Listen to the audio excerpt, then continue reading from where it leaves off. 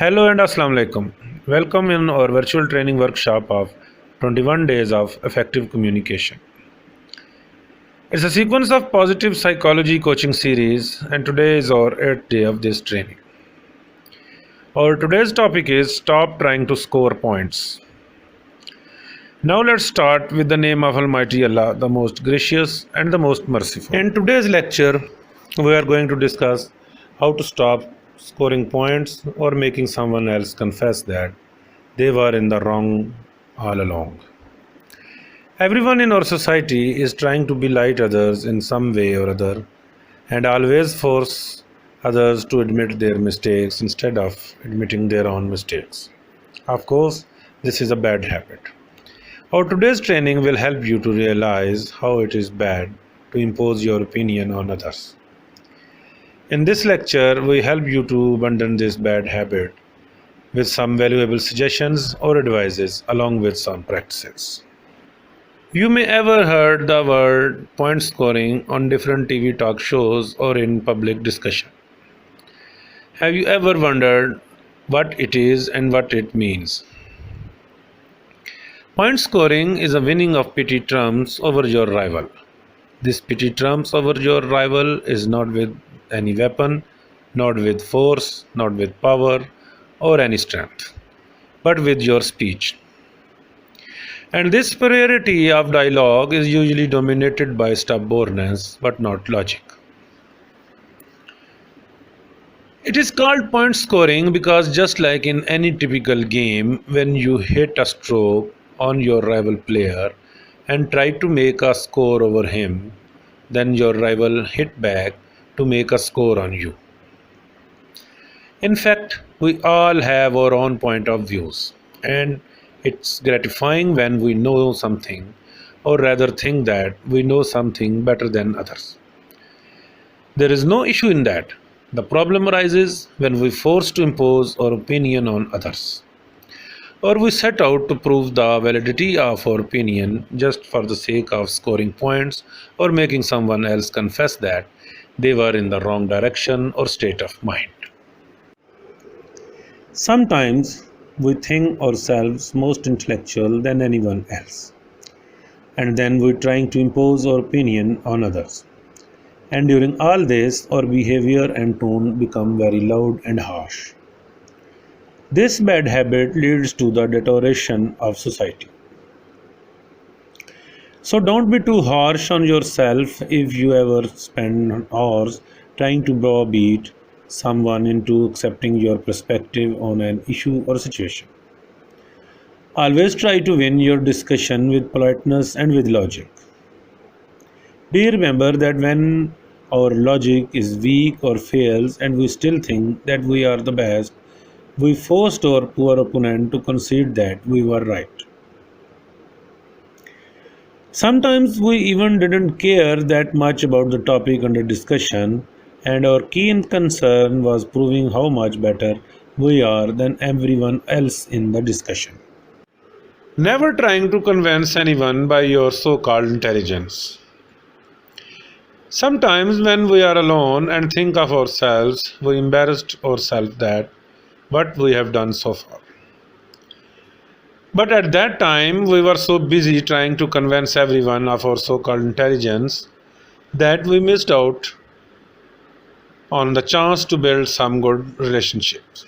In fact, no one liked those individuals who always enjoy telling them why their views are totally wrong.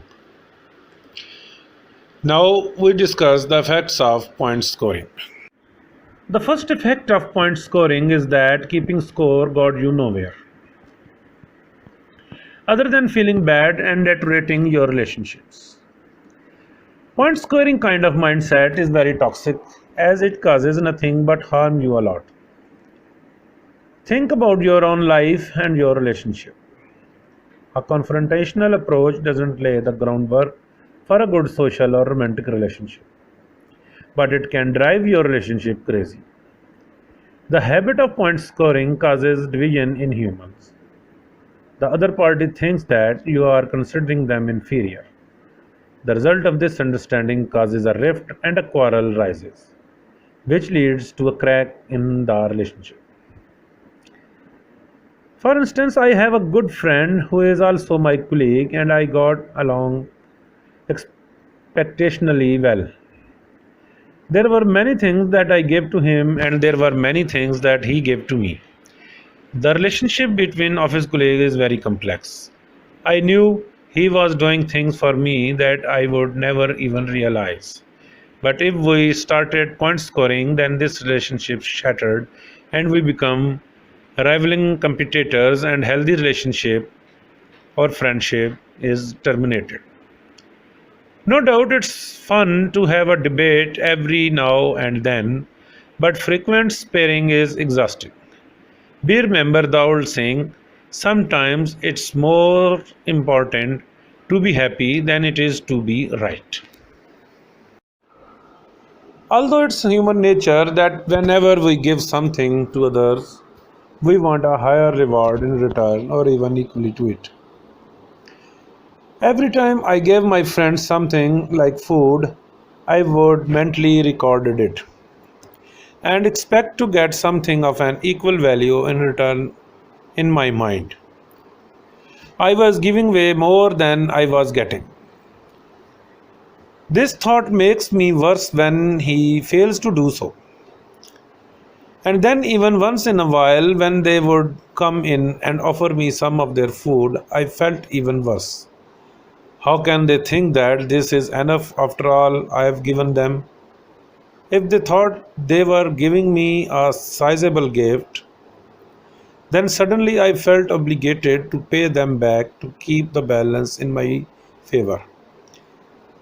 Insight or relationships are disturbed by this way of thinking, but at that time we all made sense of it. We can able to save our relationship. Point scoring will stop process of reform. It's a common trend in our society that if we want to correct someone or to point out their faults, the other person get angry, and so instead of correcting himself, he retaliates by saying that you also do that, or everyone does the same, or sometimes name some specific person who also does the same. In this way, the process of reform is stopped. Not only in an individual, but the whole society becomes degraded, and thus in return, the whole society deteriorates. For example, if you see a person doing something wrong and you try to stop him or halt him, then his answer would be everybody's doing so, or that's how it works. Sometimes he will be accused someone else or name some particular person of doing the same, or else he will start a quarrel by blaming you. We go to the filter plant for water filling. Everyone there seems to be waiting in line for their turn. Last time a man broke the line and started filling the water. The man who has his turn stops him. Then he starts arguing that the many other people break the line. What happened if I broke it?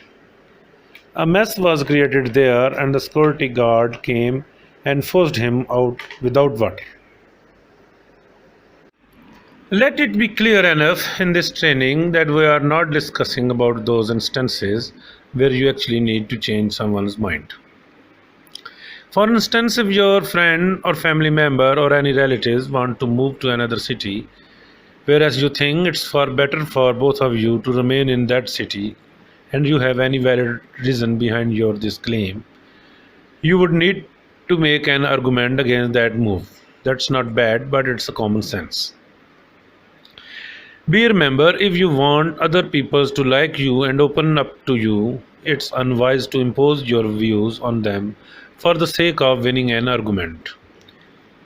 By all means, exchange opinions and ideas, but watch out for that moment you make the transitions between constructive conversation and petty debates. Bear in mind that point scoring rarely works anyway. The harder you push someone and the more aggressive you are in insisting that you are in the right and they are in the wrong way, the more likely it is that they will start to shut down.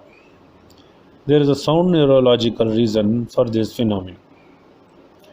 When we find ourselves in a threatening situation, our fight or flight reflex kicks into high gear. Activity level in the parts of the brain responsible for logical thoughts and reasoning drop, and the areas related to conflict are triggered to act. And what happens? It happens that we become less and less interested in actually evaluating the evidence someone else provides and instead concentrate on fighting back. This is why two people can be having a rational conversation 1 minute, then a short time later be shouting and screaming at one another. Even if you do win an argument, you might suffer in the long run. You can never be certain whether someone gives in because you have managed to convince them of your point of view, or they just have stopped engaging with you because they are tired of the whole situation. Conflict can lead to resentment when there are issues left unresolved. Just because you have apparently succeeded in bulldozing your opponent doesn't mean that you are going to forget it anytime soon. If you want to preserve your relationship, remember that make sure that any important underlying issues have actually been resolved. Now we discuss some suggestions that will help you to overcome this habit. Always be open for debate. Tune into your emotional state. If you feel tense, angry, or want to punch a wall, it's a safe bet that whatever comes out of your mouth isn't going to be helpful or constructive. Give other person a little space and respect his views. At least listen him with patiently and calmly. Every person is as respectful as you are. Another key sign that you are more interested in scoring points than having a fruitful discussion is a sudden realization that you can't even remember what started the fight in the first place, and you don't even care about it. Your whole intention is to equally or even heavier respond. Conflict arises and your trust and relationship devastated. Sometimes hard word fight converted into physical clashes. So there is a need to stop point scoring and take your discussion seriously. If you still aren't convinced, think how much more relaxed you will feel if you drop the idea that you always have to have the last word. Wouldn't it be nice to know that if someone holds a view that doesn't align with your own, you are under no obligation to start dissecting everything they say? Instead of reacting immediately when someone points out your mistakes and asks you to correct it, take it as a positive. Don't get angry. Think about where you are wrong and whether you really need to correct it.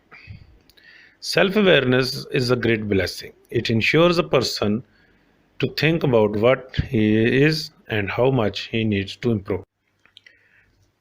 Today, you are going to let other people be wrong. If you have to spend time with someone who holds views different to your own, this will be a challenge. But that's the whole point. You are not going to waste your time and breath telling them why their opinion is null and void. Where has that gotten you in the past? Probably nowhere. What does point scoring do for your relationship? If you have to excuse yourself from a situation to avoid an argument, then so be it. But try and tough it out. This exercise will show you that the world doesn't cave in when other people seeing things in a different way. You will soon learn that there is enough room in the world for opinions of all kinds. No one has a moral obligation to agree with you. You don't have a duty to convince them for your own views either. Thank you very much. Here we finish this lecture on how to cope with point scoring. We hope that you enjoyed much and learned a lot of new things with us. We are waiting for your valuable feedback. Keep watching our YouTube channel. For more upcoming lectures and trainings, Please subscribe our YouTube channel.